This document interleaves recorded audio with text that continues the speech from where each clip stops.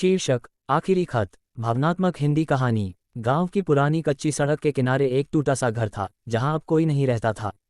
बस बरामदे की दीवार पर एक जंग लगा हुआ डिब्बा टंगा था डाक का।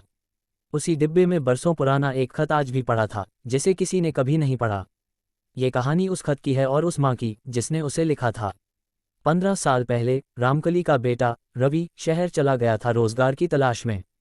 जाते वक्त उसने कहा था, अम्मा, बस 2 महीने में लौट आऊंगा, तुम्हारे लिए नई चप्पल और लाल साड़ी लाऊंगा। 2 महीने बीते, फिर साल। न साड़ी आई, न रवि। रामकली हर सुबह डाकिये के इंतजार में दरवाजे पर बैठती। डाकिया आता, पर सिर हिलाकर चला जाता।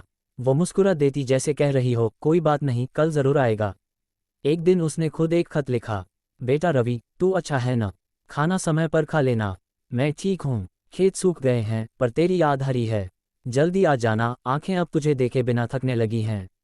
उसने खत को डाक के डिब्बे में डाला और रोज उसके पास बैठने लगी जैसे वो डिब्बा ही अब उसका बेटा बन गया हो। साल बीतते गए। रामकली बूढ़ी हो चली थी। गांव के लोग कहते, अम्मा, अब कौन आएगा? वो बस मुस्कुरा देती, मेरा रवि आएगा, जरूर आएगा। एक ठंडी सुबह, जब सूरज की पहली किरण गिरी, रामकली का शरीर बरामदे में शांत पड़ा था। हाथ में वही लाल साड़ी थी जो शायद उसने अपने मन में 1000 बार ओढ़ ली थी। कुछ महीनों बाद डाकिया फिर उस रास्ते से गुजरा। उसने देखा डिब्बे में एक पुराना खत अब भी पड़ा है। बारिश से भीग चुका था, पर उस पर लिखा था, मेरी अम्मा के नाम। वो खत रवि ने भेजा था, लेकिन बहुत देर से।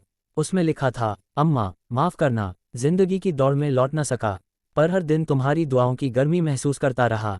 अब आ रहा हूँ, हमेशा के लिए। डाकिये ने आंखें पोंछी और खत को बरामदे में रख दिया। वहीं रामकली की चौकी पर जहां वो बेटे का इंतजार करती थी।